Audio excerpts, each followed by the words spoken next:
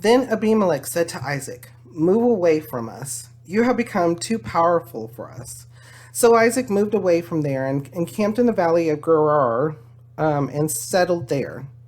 Isaac reopened the wells that had been dug in the time of his father Abraham, which the Philistines had stopped up after Abraham died, and he gave them the same names his father had given them. Isaac's servants dug in the valley and discovered a well of fresh water there. But the herdsmen of Gerar quarreled with Isaac's herdsmen and said, "The water is ours." So he named the well Esek, because they disputed with him. Then they dug another well, but they quarreled over that one also. So he named it Sitnah. He moved on from there and dug another well, and no one quarreled over it. He named it Rehoboth, saying, "Now the Lord has given us room, and we will flourish in the land." So remember that name, Rehoboth, because it's Rehoboth, because it's going to come back up, I believe. I'm not quite sure, but I believe it. There's significance. From there he went to Beersheba. That night the Lord appeared to him and said, "I am the God of your father Abraham. Do not be afraid, for I am with you. I will bless you and will increase the number of your descendants for the sake of my servant Abraham." Isaac built an altar there and called on the name of the Lord. There he pitched his tent, and there his servants dug a well. Meanwhile, Abimelech had come to him from Gerar with Ahuzath, his personal advisor, and Pichol, the commander of his forces. Isaac asked them, "Why have you come to me, since you were hostile to me and sent me away?" They answered, "We saw clearly that the Lord was with you. So we said, there ought to be a sworn agreement between us and you. Let us make a treaty with you that you will do us no harm, just as we did not molest you, but always treated you well and sent you away in peace. And now you are blessed by the Lord." Isaac then made a feast for them, and they ate and drank. Early the next morning, the men swore an oath to each other.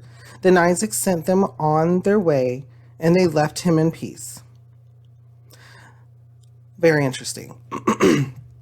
Remember, these Philistines, they were pretty much jealous, but also God-fearing, as in they feared when they saw other gods, because they had believed in other gods, but they noticed that this one was different. This one may be an actual God or the God. And so they wanted to make a treaty with Isaac. They wanted to make sure that they weren't going to have any issues with what they were doing.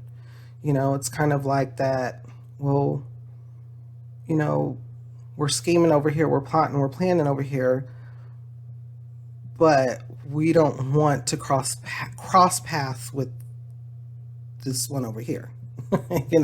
So it's kind of one of those. Do things like that happen today? Absolutely. Absolutely. I mean, can you think about times in your life where God was working in your life and you noticed that other people who had mistreated you all of a sudden were asking you for things, or asking you for help, or even trying to get in good standings with you? They've flipped. You can almost tell when somebody's out of their character and they're asking you, or talking to you now, even though they didn't do so before.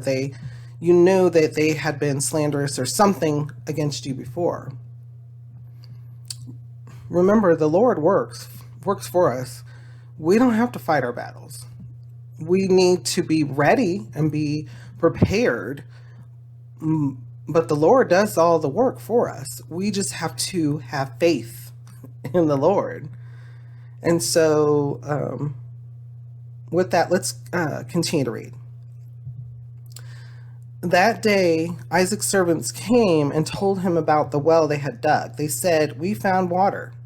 He called it Sheba, and to this day, the name of the town has been Beersheba.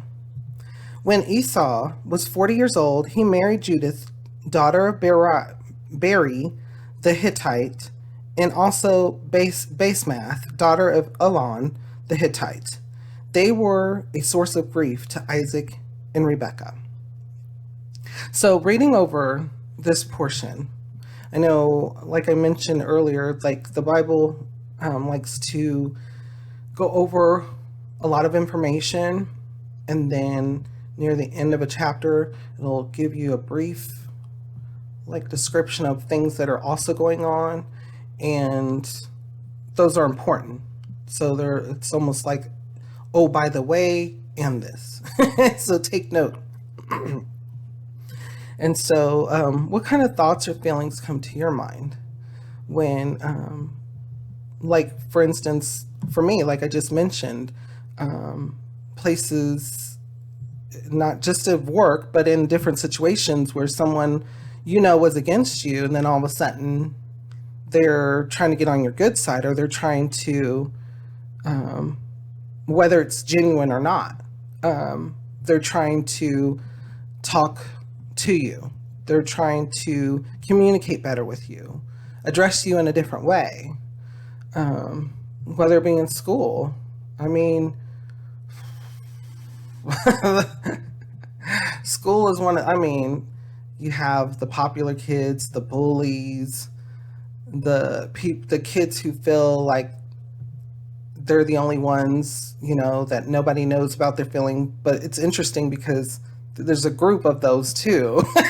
Like they do the same. So it's like not necessarily little cliques, but it's very much grouping. And there's just all kinds of different types of groups in schools, in colleges.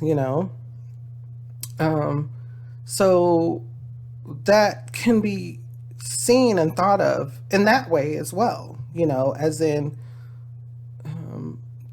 have you been in a situation where someone comes up to you and from out of the blue, and originally this person never acted nice to you, or did not think kindly of you, but now all of a sudden out of thin air, they're trying to communicate with you? How does it make you feel, and what does it make you think?